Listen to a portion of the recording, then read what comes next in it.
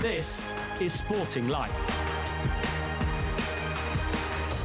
Well, welcome along to the Sporting Life Racing Podcast, Epsom Reflections, in the company of Ed Chamberlain, David Johnson, Billy Nash and Graham Cunningham. Coming up later on the show, because I now call it a show, Oisin Murphy is dropping by to talk Ben Linthorpe through his own thoughts on Epsom, his rides in the Classics and what he made of the winners and the winning rides. But before all that, and it is all that, please pray silence, it's a bonus, it's the Derby game notes. Morning, everyone. Yeah, the Derby game notes. Brief, but might lead us nicely into the Derby debate. Here we go. A fiery star, unrecognisable in the spring. The way he used to torch his rivals, a distant memory. But cometh Derby week, he roars back to his old self again. And just like that, Dave, with guns blazing, at punting pointers pundit Rory Delagi, Big Tone is back. And it feels like the world is healing again. Dave, all these high-paid analysts, I don't want to mention names. Big Tone, Delagi, Denis, Siegel, Ruby, Fran, JC, careful, me, careful, JC. shunning City of Troy, slating his Guineas run, doubting his stamina, saying the one box was poison. Are they going to lose their jobs? No. Are they going to get a cut in pay? No. What are they going to do? Keep doubting the best in the business. And you know what, Dave? Aiden and them boys are going to win it all. Valued oil Derby game plan. Using euphoric and Group 1 hearse-pulling look-alike Los Angeles to soften the panting pursuers up. Then, leaving not one, but two lovely lanes for Ryan to choose from. Cool and deadly. Aiden on his unshakable faith in City of Troy. Maybe we shouldn't do it, but we might not get to tomorrow. So there's no point me thinking it today and keeping it to myself. Love that. Love it. Aiden again, saying the Justifiers are like the Galileos, but with more class. Aiden, give it a rest, boss. Speaking of bad segments, Epsom boss Tom Sams saying, not everyone liked a Derby draw done outside spoons with numbers drawn on ping pong balls. Tom, give it a rest, boss. And if you're going to use the mayor again, please make sure he wears his tricorn hat. Dave, can a mayor really be a true mayor if he's not wearing a tricorn? Put it on the poll. Here comes the collective hand wring again after a major festival, along with reams of advice from people with zero idea about the financials involved. Make it a week-long festival. Move it back to Wednesday. Move it to July. I'm not sure what the answer is, but I do know that what I see when I look at the Derby is an event that's mired in nostalgia. Leicester, Vincent, Shergar, Tessio, Gypsy wishing wells, open top buses, blah, blah, blah. It's all about the good old days. But now the thing about the old days, they're the old days. At some point, this weird, wonderful sport needs to accept its demo has got older, poorer, less willing to spend top dollar for an average day out. Ascot and York show how you can blend the ancient with the modern and make it fizz. And the rest need to shape up if they want to bounce back, just like City of Troy did. Dave, those are the Derby game notes. Brilliant stuff. Thank you, JC. The perfect segue into the shows, I'm now going to call it from now on in. Ed, let's start with you. JC touched on it there at the end, the Derby. I don't know, it's felt a bit like coming out of Cheltenham the last couple of days. The attendance figures under scrutiny. Plenty of talk pre the festival what they needed to do to change the Derby. ITV viewing figures not where you would want them to be on Saturday. What are your own reflections? I don't think it's anything like Cheltenham, to be honest. I remember saying to you after on this pod actually after Cheltenham with all the stewards that was going on left, right, and centre. Cheltenham's not a problem for me in TV terms. Cheltenham does great, does really well. And the Derby, I said then, and some of these big flat meetings, I said then would be a headache, and it remains a headache. 1.3 million was disappointing. There's no two ways about that. Why is that? The simple fact is that, whatever you want to call them, the bulk of the ITV audience, floating voters, sports fans. I mean, when you take 1.3 million, Dave, a tiny percentage of that racing dyed-in-the-wool fans. When you look at the numbers on the subscription channels, if you like. And the sad reality is the Derby has slipped a long way down that priority list, down that agenda. You only had to see the coverage in the newspapers, on websites, news channels on Derby Day. I mean, the Times, take that as an example. Its Derby preview was Owen Slot on Sheikh Mohammed. That's where the Derby is now. It's a big challenge, a big challenge. On the upside, why I'm hopeful is one. You know, that was brilliant. So the game notes on the draw, but I actually quite like what they're trying to do. I see what they're trying to do. I like Tom Sands. I think he's gonna be good for the Derby. Young, full of ideas. The chairman, I'm a huge fan of, Brian Finch. He's passionate about it, and they will do everything they can to put it right. I like the hierarchy, one. And two, it has its weaknesses and nostalgia that GC refers to. But are you telling me, Dave, you were there on Saturday? That is a magnificent day out for me. I thought the race was spectacular. I do think there's something for everyone there. I asked people, just out of interest, on the Thursday when I arrived, did a poll. I put it on a poll in Pret-a-Manger on the high street, just chatting to a few people. Why do you not go to the Derby? And cost kept coming up. And I said to them, you can come for free. You can come for free. How many events can you go to for free? And one or two of them raised an interesting, no, this is a tiny poll, obviously, but you can't have a barbecue, they said there anymore. I didn't know about that.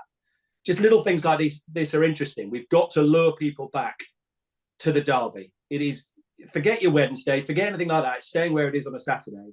And it can bounce back. I am hopeful it can bounce back. But we at ITV, the racecourse, we've got a big job on our hands, and racing needs to rally around it and help promote it, because I think it is promotable. You were there, Dave. I still think it's a great day. I really do.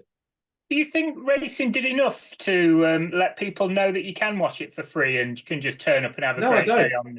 I wasn't even sure that you could still watch it for free, you know, and I'm sort of very much immersed in the sport, and I think that was a big mistake there. And I mean, ticket prices, they were pretty off-putting as well, weren't they?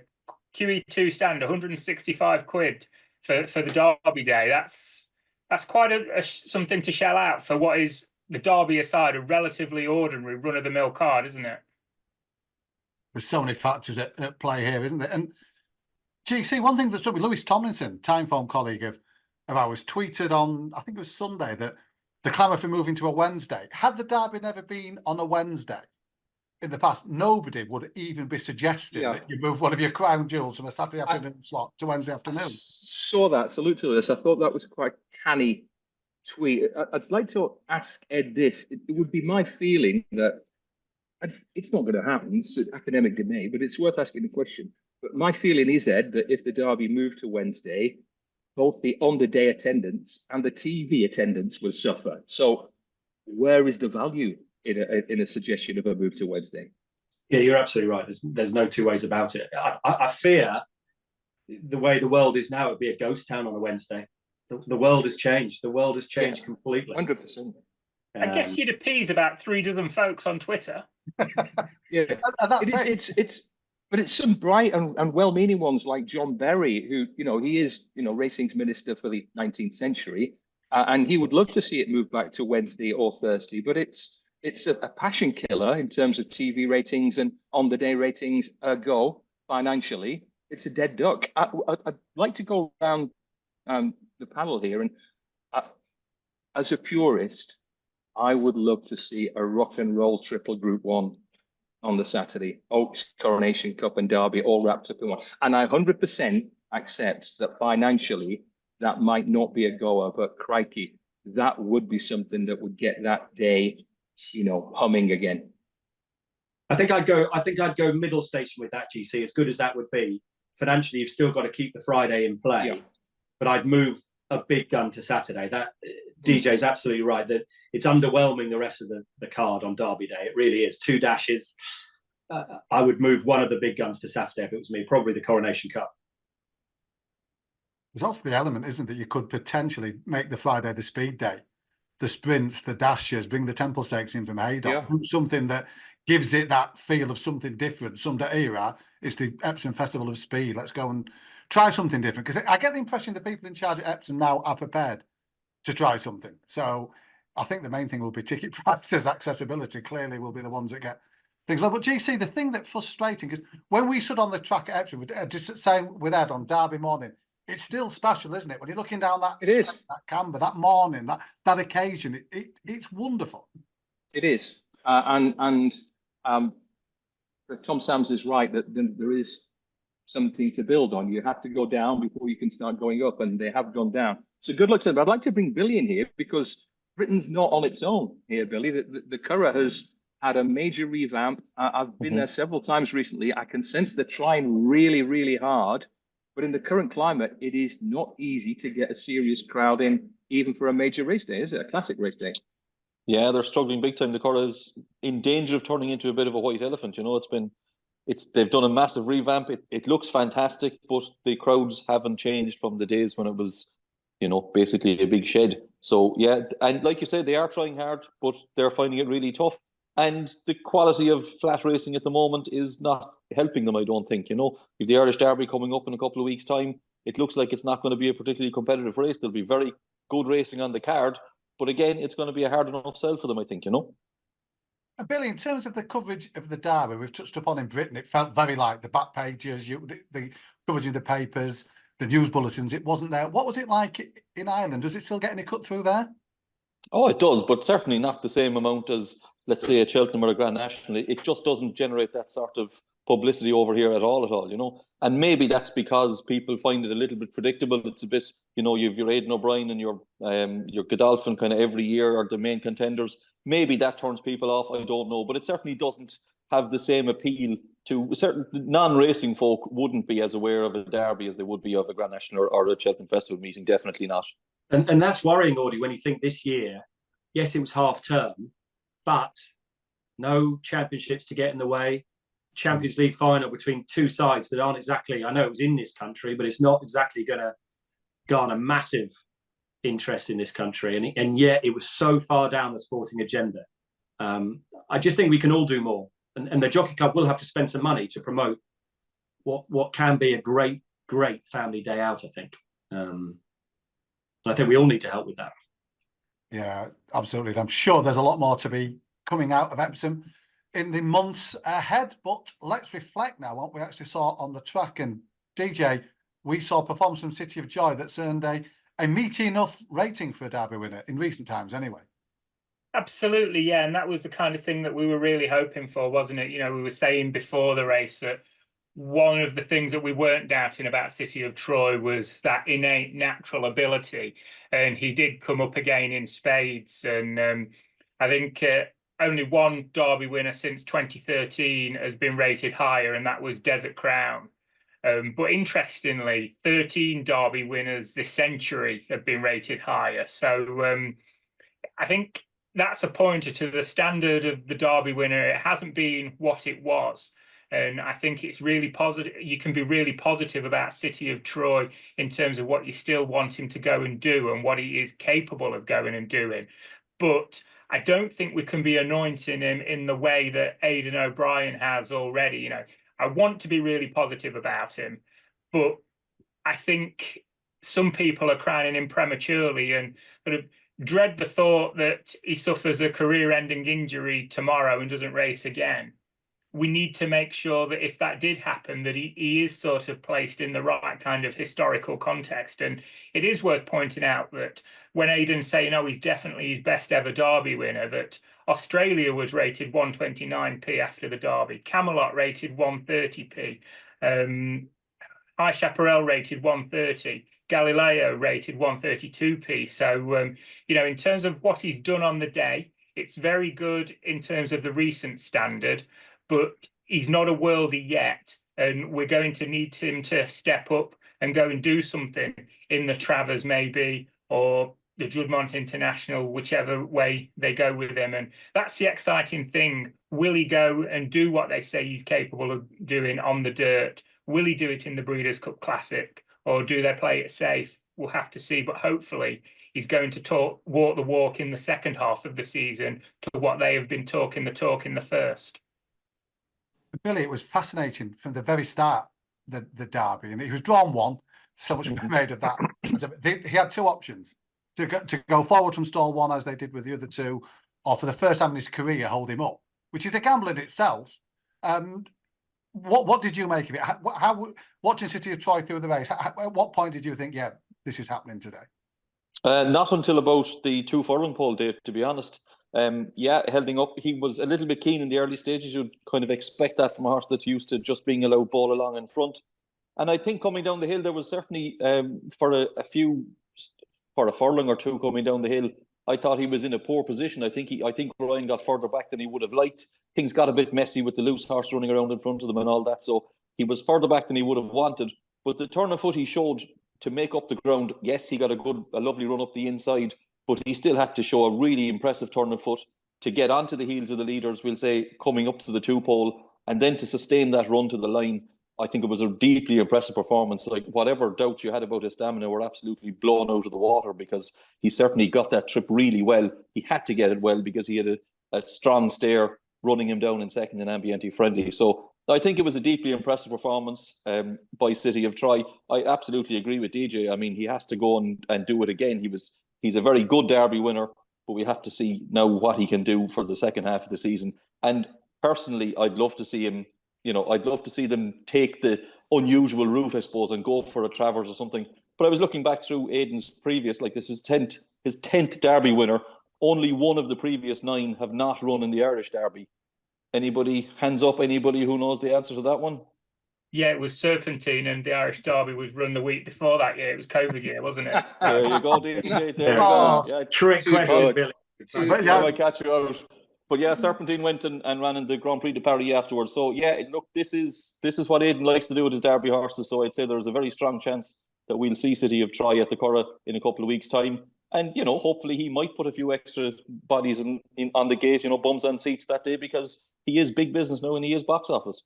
Audie, the most interesting bit on TV for me was before the race, because all that talk of Francesca with City of Troy before Newmarket, she literally came running through the stand to our position from the paddock and said, "You're not going to believe it. Oh my God, you just wouldn't recognise the horse from Newmarket." And she changed her mind completely to say she thought City of Troy was going to win. Totally different demeanour, totally different everything she said about City of Troy. The third was very interesting, Los Angeles, because he got himself in a right state. Very nearly kicked Aiden O'Brien, as you probably saw on social media. And he ran a remarkable race in the circumstances. Adele hated the way he walked, and he could be a very different horse moving forward. Ambiente Friendly kept very calm, surprisingly so, actually, and ran a big race. And I think Rab Havlin got the shock of his life when he looked left, because I think he thought he was absolutely swinging. It was a compelling race. The sadness for me moving forward, all this talk, and fair play to York with the way the Juddmonte International has grown. And yes, I can see from the aficionado point of view, him going for Travers and so on is interesting. But from an ITV audience point of view, I mean, if I was to put money into one race, if you gave me £2 million now and said, put it into a race, I put it into the King George. Because it just saddens me when you hear the Oaks winner, the Derby winner, the talk about the Arc. What about our mid-season summer highlight, the King George? I'd love that race to have a big boost, and for horses to finish race and say, right, all eyes on Ascot now, which is the way, for me, I'd like it to be. Derby winner against Oaks winner. It's a natural fit, and it used to be a natural fit, didn't it? Can I just make a couple of points about Aiden O'Brien? People saying, well, people calling him a genius, using the Guineas as a trial race, etc., 2 years running. I'm fascinated by this. The first point I'd like to make is, in any other major stable, a Red Hot Guineas favourite ran like that, August Rodin and City of Troy in the Guineas, they wouldn't be going near any derbies, would they? Mm-hmm. They'd be roughed off for a while to see what was wrong. This fella plows on, blames himself, looks for the key. And I think in the absence of anything else, don't we have to accept the heart rate explanation and the elevated heart rate? To hear Aiden afterwards talking about how when they put him in the stall several times afterwards with a heart monitor on, and his heart rate was either going through the roof or coming out the side of his chest, according to Dean Gallagher, etc. And then to see what he did at the weekend. And in the absence of Dettori now, this bloke he's not carrying the sport on his back, but the way he speaks about his horses and his passion and the way this whole system works at Ballydoyle, I find it fascinating. I think he's becoming more and more of a relatable, beloved figure, O'Brien. He's giving more and more of himself to the media, and I think it's absolute gold dust. Isn't he lucky that Auguste Rodin and City of Troy aren't owned by Ammo Racing? Dominic French-Davies would disagree, Billy. On the heart rate thing, I just wanted to mention one thing, and it's a bit vague, but on the angle of, the heart rate elevating and going up to whatever, 150, 200 or whatever, and being shot early on. Do you remember the 1,000 guineas quite a few years ago? The one where it's very sad, a filly died in the stalls, and practically all the field were in. And it was obviously a very stressful experience, and they all had to be taken out very slowly, apart from one or two fillies. And one of them was Aiden's filly, Homecoming Queen. She hadn't gone through that stressful experience, and she absolutely bolted up by a mile. Never showed anything like that apparent form before or subsequently. So it just got me thinking about how a horse, apparently didn't do a great deal wrong in the stalls, but if the heart rate shoots up like that, you can understand why they run no race. And Ed, just picking up from, I completely agree what GC, I was in the media centre and Aiden and Ryan Moore came over for like a 5-minute chat after the presentations for the written press, and Ryan telling Mike Vincent his favourite Epsom ride was the amateur race a few years ago was one of the highlights. But Aiden's deep dive into the Fitbit that they put on, the numbers that it was registering, the eureka moment when they saw that and realised that's what had happened. Did you get that sort of, I don't know, increased insight, do you think, yourselves on ITV? Is that beginning to come through to the general racing public through when he's talking in front of a TV camera as well? Yeah, I think so. I hadn't thought about it that much. And what GC said is really interesting, actually. I think my first reaction was that the flat season needed that so badly. It needed it so badly. It had been a very flat campaign to this point. And the Oaks was good, but the Coronation Cup was okay. But the Derby was something completely different in terms of cut through. That was box office. And Aiden afterwards, and before, to be fair, I mean, for all the ridicule Aiden gets, I'd much rather he spoke like that than didn't speak at all. And yeah, I think it was really genuinely fascinating. I'm not sure I buy into all the stalls and the heart rate stuff, because I just read into his demeanour in the paddock beforehand and what everyone was saying beforehand. He just wasn't right that day, in my opinion, and was a totally different animal on Derby Day, but others know much more about that than me. But yes, Aiden cuts through. He cuts through. He is one of those figures at the minute, particularly in the absence of Frankie Dettori, that cuts through to that wider audience I referred to earlier, without a shadow of a doubt. Right, we're going to go through the place horses, etc. in the Derby in 1 second. But just before then, as I mentioned, right at the start, it's time to catch up with Oisin Murphy, who's in conversation with Ben Linfoot. Ben, over to you. Yeah, thanks a lot for that, Dave. I have indeed been joined by 3 times British champion jockey Oisin Murphy, who is with us again on the Sporting Life podcast throughout the flat season. Welcome back, Oisin. How's it going? Thanks very much, Ben. Yeah, it's going well. It's a very busy time of year. Obviously, we've just finished with Epsom and we've got Royal Ascot around the corner. And yeah, it's high intensity at the moment. It is indeed, yeah. The lads have just been chatting about the Derby meeting on the podcast. Obviously, the TV viewing figures were a little bit disappointing. The crowd attendance was down, and there's talk of the track looking to reinvigorate the meeting, really. But I just wanted to know from a jockey's point of view, as a top jockey that has never won the Derby, how highly does it rank on your list of big races to tick off the list? Yeah, the very top, really, Ben, alongside the Arc and like any race at the Breeders' Cup, I suppose, has a lot of significance. But yeah, for me, the Arc and the Derby are the 2 races that I'd most like to win, love to win. You know, it's great to hear that the Derby still has that standing, if you like, within the weighing room. Yeah, I remember when I rode in my first Derby, I was still an apprentice and I was going out to ride Galileo, and I'd obviously mentally prepared myself so well that I didn't allow it to daunt me, but I kind of brought me back on Saturday when I was walking out. It made me think of that first ride, and I think it was it might have been 10 years ago. It might have been the Derby in 2014. I had my first ride,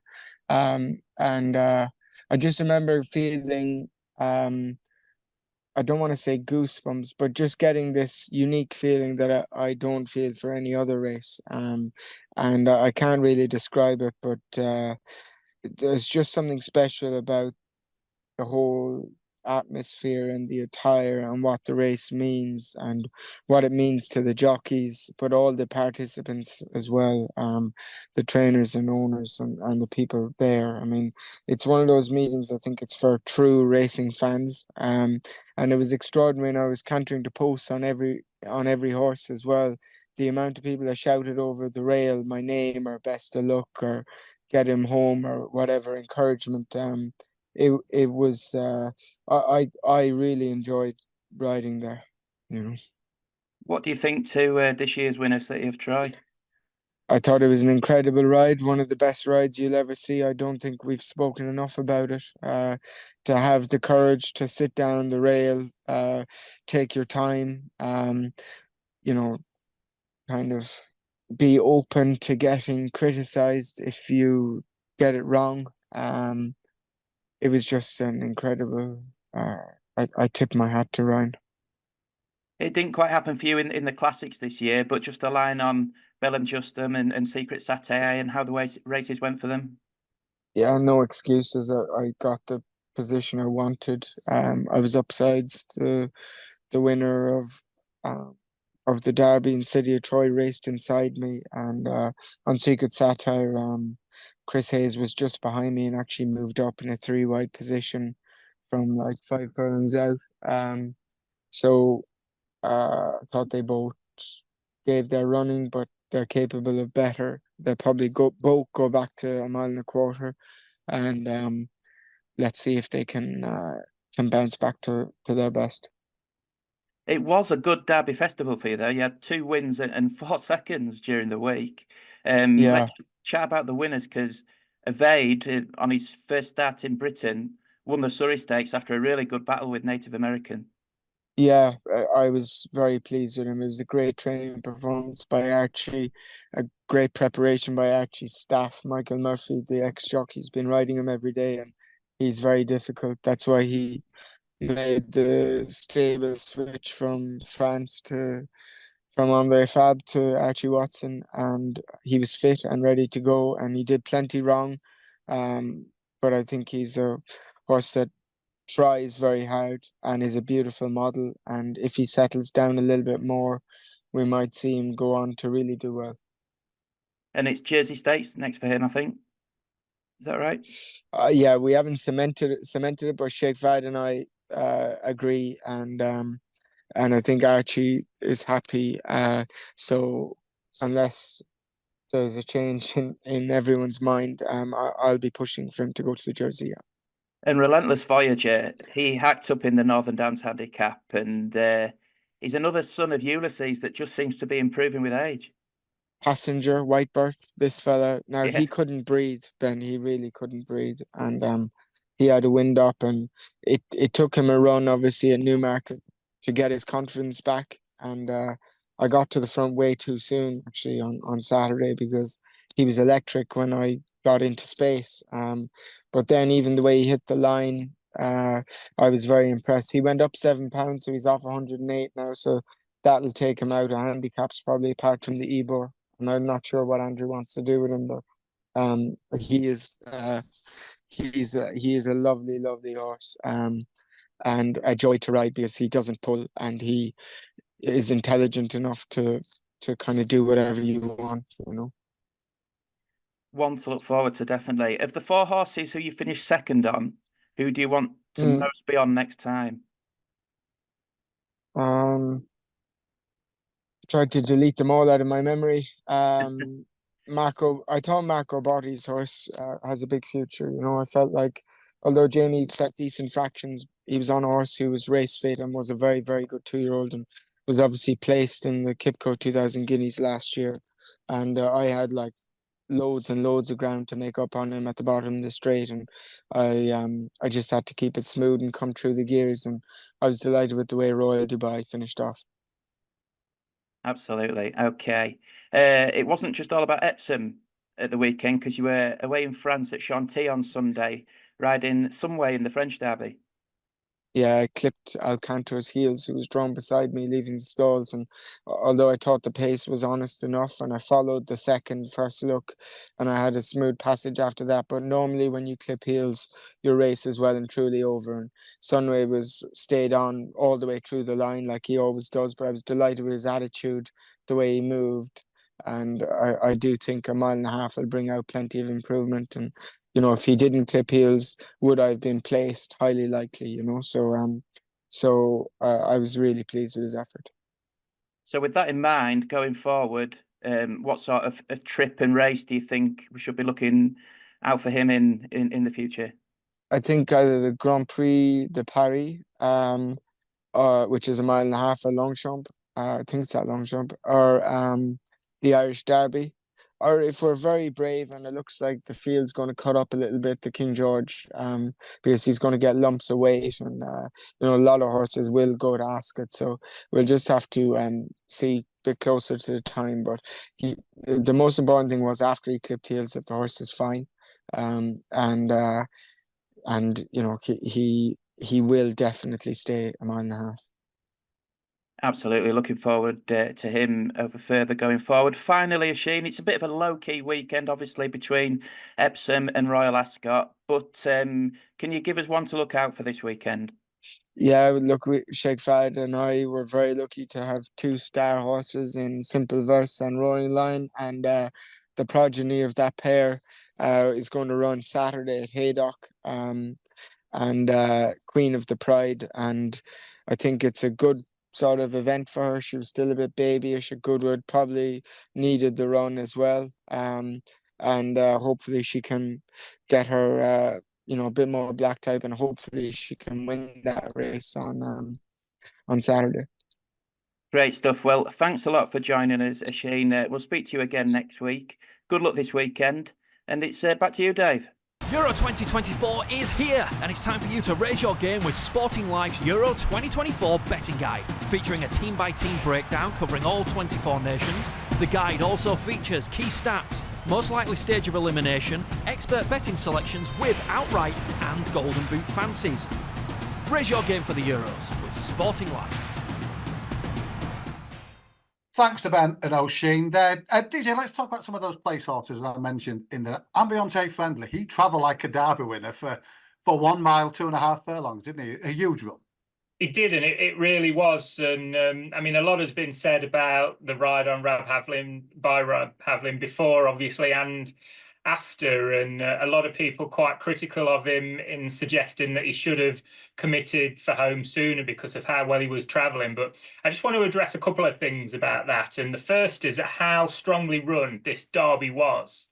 The finishing speed suggests that they've gone way too quick, and Los Angeles himself has done really well to hold his position like he did, given how close to the pace he was. And I think if Ambiente Friendly had been sent for home earlier when he was travelling stronger, I think we'd have just seen him being beaten a fair bit further by City of Troy. So certainly no criticism of Havlin for holding on to him the way that he did. And also those people that are criticising the ride, it's all right just focusing on the last 2 furlongs of the race, but what about the 10 furlongs before that, where the horse has settled really well up the hill? He did get warm beforehand, didn't he? That was a concern. He's a tiny little bit free early on, but he settled essentially pretty well.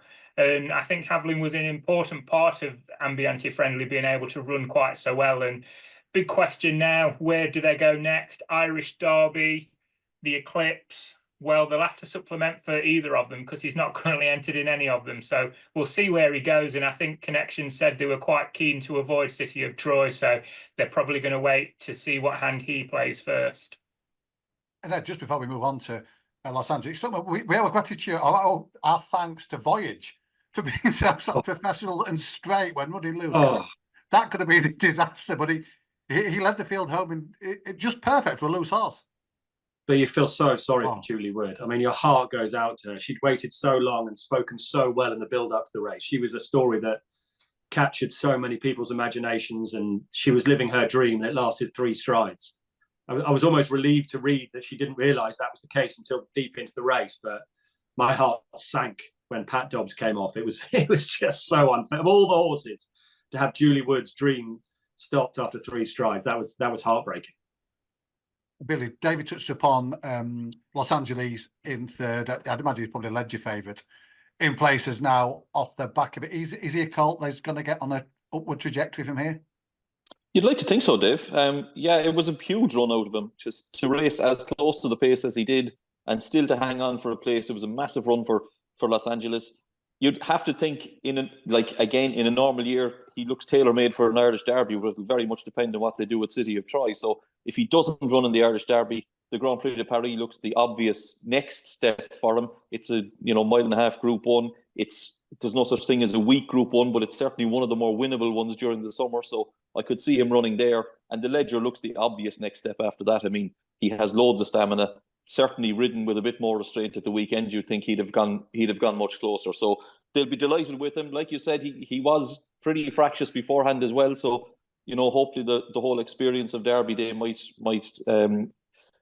it might just crown him. He'll have learned a lot from that. But yeah, certainly one that you can see onwards and upwards for him. And I'd be very surprised if he doesn't stay in training next year. He could certainly go down the staying route next year as well, I would have thought. He nearly didn't run, Billy. I mean, that was Last Chance Saloon. You could hear the starter. That very, very nearly didn't happen.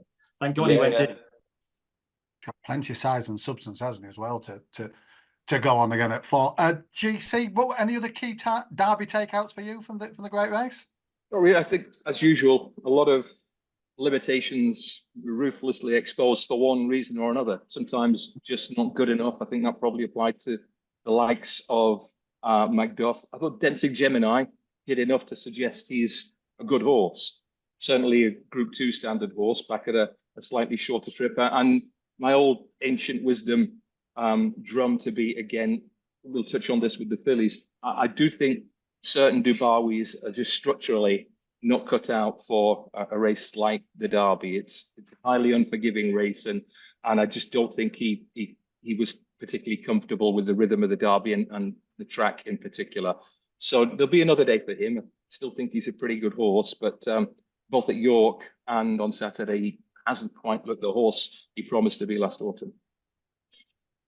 About the Bedford Oaks, and Billy, in the build-up a couple of weeks ago, he mentioned Zaylia being a filly we thought could run well at Epsom. He was sweet on the last week, and she didn't just run well, she won really well. We went into it thinking it might be a substandard Oaks, or the bar wasn't particularly high, but she was dominant.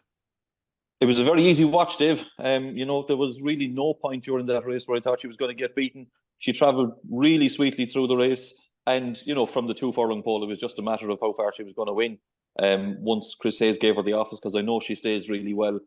I think probably the fact that the filly in second maybe wasn't putting it all in, that was a help to her. I didn't particularly like her when she came off the bridle to get off in filly, so it's not the first time she's shown a bit of temperament.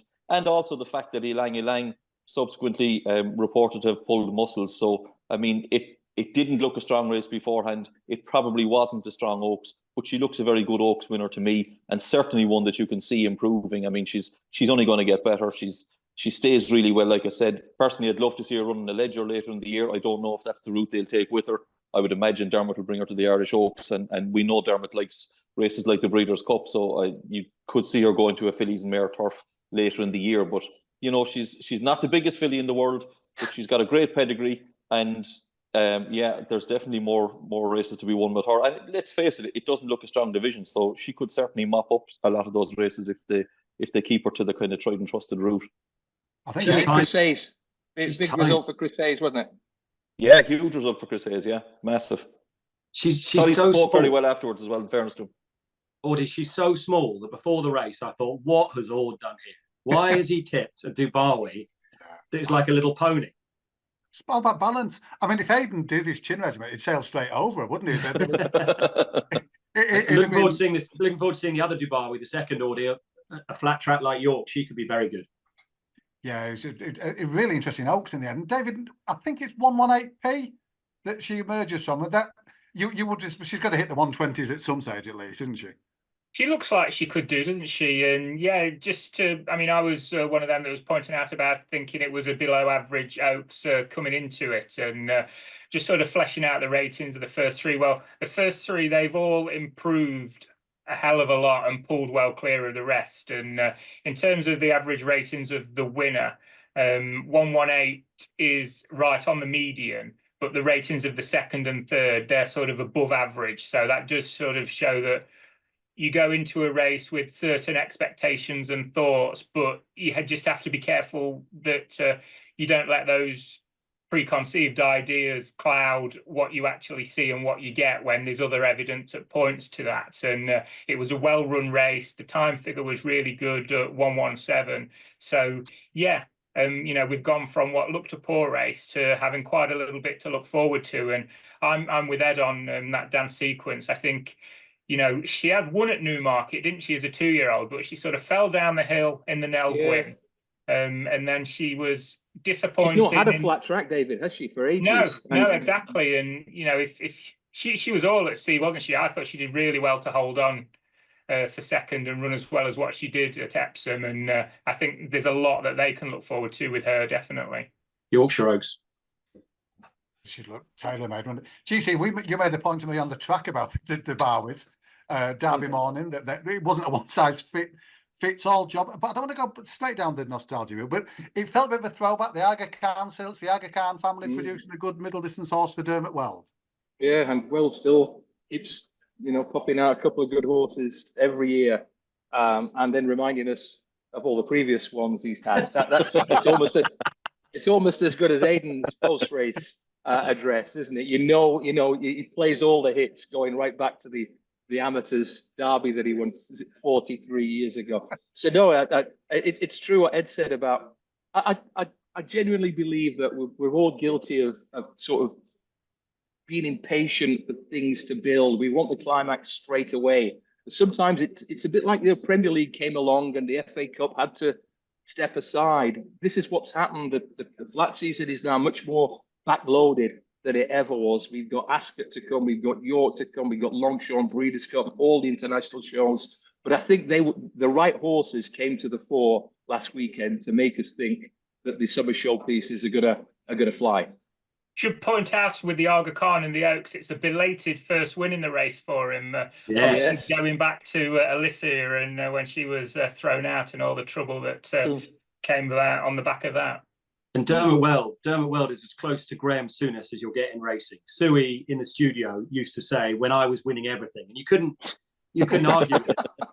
Dermot Weld afterwards, I've now won 25 British and Irish classics. And you can just tell being overtaken, Billy, you might be able to back this up. You could just tell being overtaken by Willie Mullins must have hurt. And this was his chance to hit back.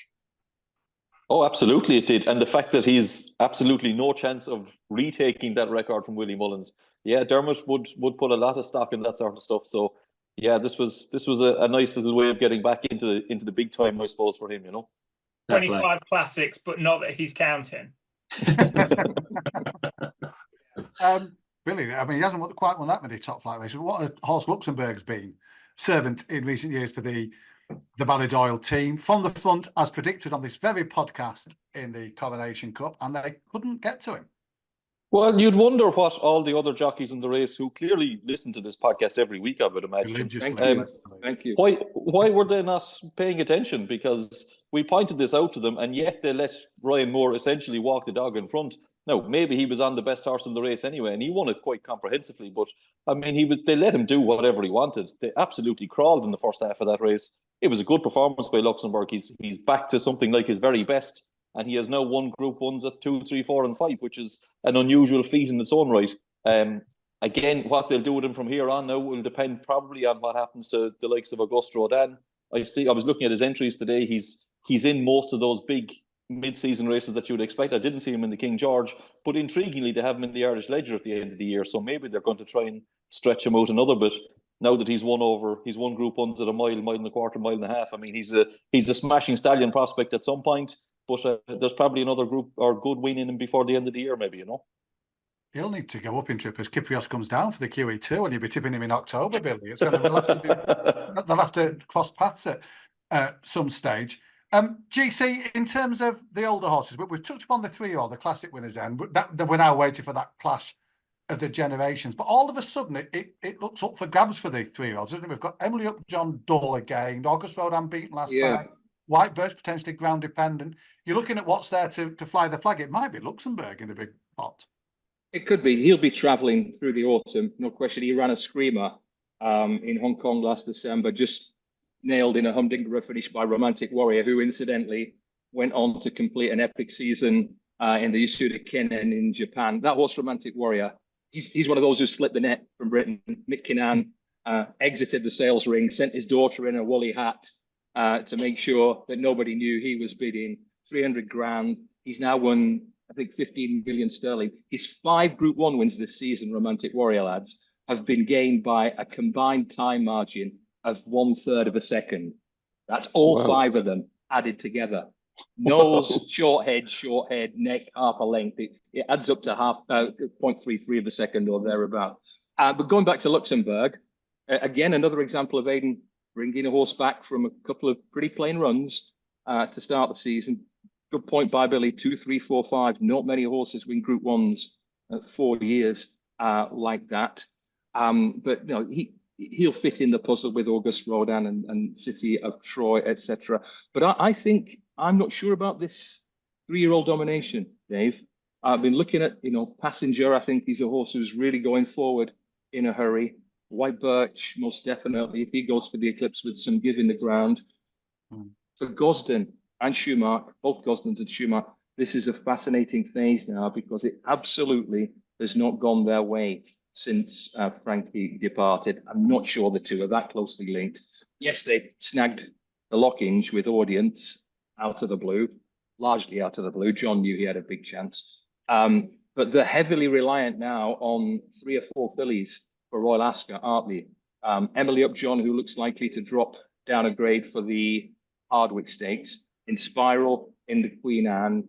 Not sure where Nashwa's going to go, but you would imagine she would have a target. And that Laurel, who looks on the comeback trail. But they haven't got a right lot in the 3-year-old division. They won't be strongly represented at Ascot in the 2-year-old division. So they're leaning hard on the girls to come back to form, the Gosdens at the moment. And David, that was a really interesting interview with Chris Richardson on Tuesday's Nick Luck Daily podcast. And I presume that Inspiral might go Prince of Wales's, but one of the considerations they've got is they stand Ulysses, the Stallion. Favourites for the Prince of Wales is Passenger. Second favourite is White Birch, both sons of Ulysses. So there's commercial factors in the final decision as well. Could you see Inspiral winning a Queen Anne? Well, you could see her winning it, yeah.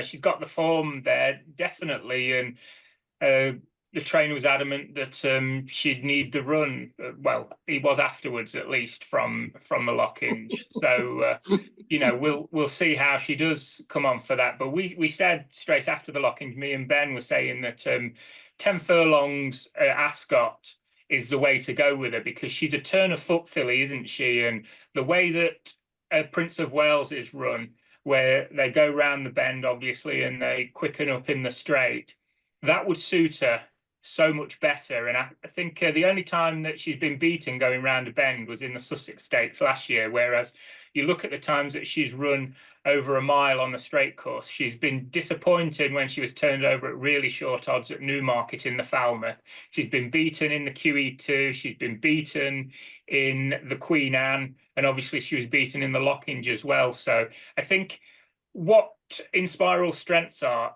you get to see them played far more over a mile and a quarter with a bend where they really test the speed. And I think the Prince of Wales would suit her well, and I think the Nassau at Goodwood would suit her ideally. And it's just a bit of a surprise that they're talking about going mile and a quarter with her, which is at York, which is an extended 10, which is a real testing mile and a quarter, and I just don't think she'd be quite as effective there as what she would at Goodwood and Ascot. So I can see why they're doing it for commercial reasons, but in terms of maximising Inspiral's chances of further Group 1 success, I'm not sure it's the right option.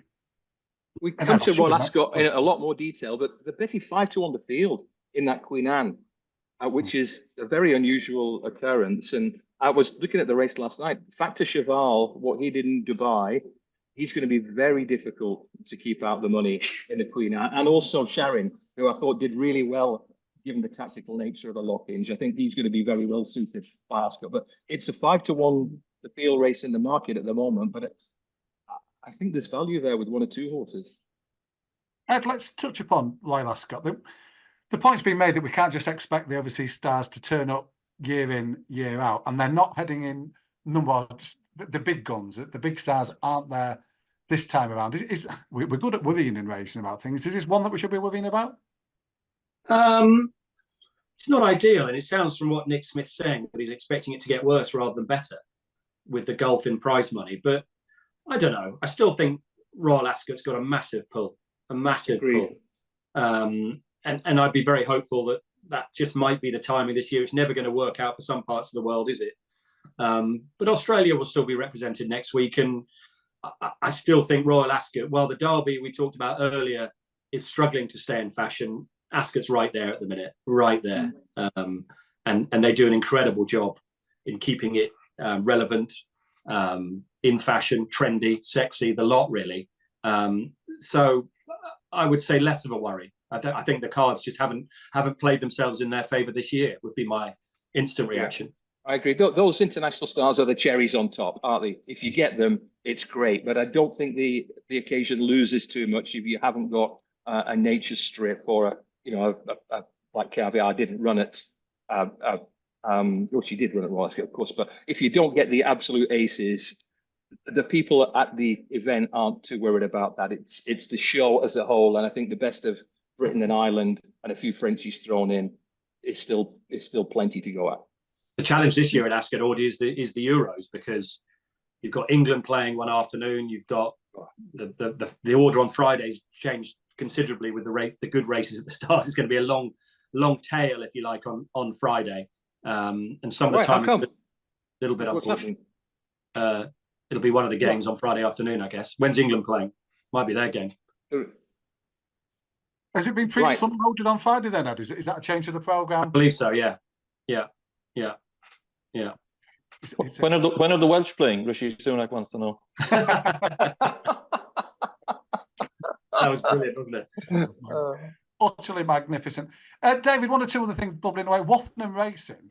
You can barely watch a race at the minute without their since being carried to victory in one of the 2-year-old novices. Lots of horses in the north with Richard Fahey, Carl Burke, people, etc. They bought Hartem as well, haven't they? Yeah. And they bought the Richard's 2-year-old winner from York as well, from Steve Parker. Sorry, Ed, what did you say they bought then? Hartem. Oh, I thought you said Arsenal. They could do that. That could well be that as well. Hartem. Yeah, they bought Hartem. Wow. Is that podcast exclusive, Ed? No, I thought that. I didn't think that was that exclusive, actually. No. Oh, there you go. We've got that I've heard as well. Yeah. I'm starting to doubt myself now. I'm going to have to Google it. Quickly Google it. See if you get all the better info to find out if we've got Oisin Murphy as well. But David, Wathnam started as a small boutique operator. They're clearly intent now on becoming serious players, numerically as well as in terms of quality. Yeah, you can see with the approach that they've got that they're desperate to have a 2-year-old winner at Royal Ascot, aren't they?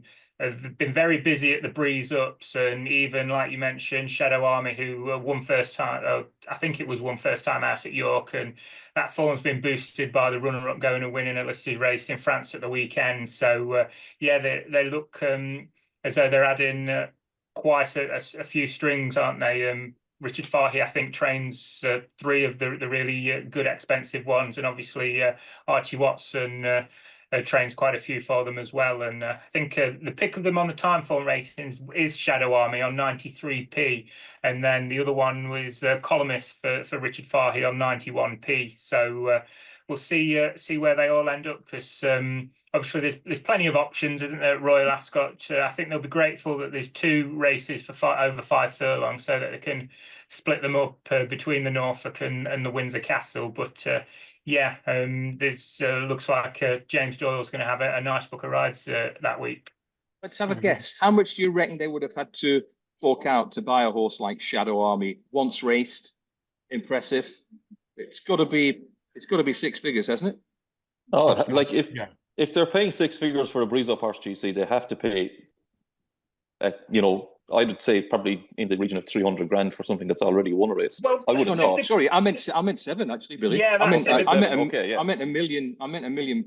They're paying around about 380,000 at the breeze ups for something that's rated 80 odd for winning first time up. So a horse that's run to 93 first time up, that's already shown it. Yeah, like you say, you've got to be talking 800,000 at least, haven't you? And Billy, finally on the show, we thought Aiden might win a second derby the weekend. Diego Velasquez among the leading fancies for the French derby at Chantilly. Didn't happen for him at all, but we had an impressive winner in Luc de Vega. What did you make of the action from France? Yeah, he was an impressive winner, Dave. A really interesting horse too, Luc de Vega. He was the only unbeaten colt in the field. He'd only run twice, and he has improved incrementally in every one of his starts. He won quite nicely. Timeform described it as a below-average renewal of the French Derby. There didn't seem to be any absolute standout stars in the race beforehand, and that might well be the case. But I think the winner is a very good horse who's going to need to be taken seriously. There were a couple of disappointments. Another recent acquisition for Watton Racing was one of them, Fast Tracker. He never really got competitive. Diego Velasquez faded badly out of the race. But the winner is, like, he's got a rating of 118p. That puts him quite a way behind City of Troy, who's 127p with us. But he's only had 3 runs. He only made his debut in end of November last year. So certainly there's a lot of upside with that horse. And it'll be really interesting to see where they go from here on in. But yeah, he looks a very promising colt. That's the beauty of last weekend. It set us up, teed us up nicely for the rest of the campaign. Thanks to Billy, GC, Ed and David for their thoughts. We'll look back on the action last weekend, and we'll be back next week too. Well, I don't know what we're doing. We're looking ahead to something. Royal Ascot be on the horizon, and so I'm sure there's some good racing next weekend too. But thanks for listening. York, it's Charity Day at York. No, we'll be previewing Charity Day at York. I knew there'd be something. Thank you, GC. Download the Sporting Life app for the best racing coverage, including live racing blogs, fast results, stable tours, trainer and jockey interviews, expert opinion, and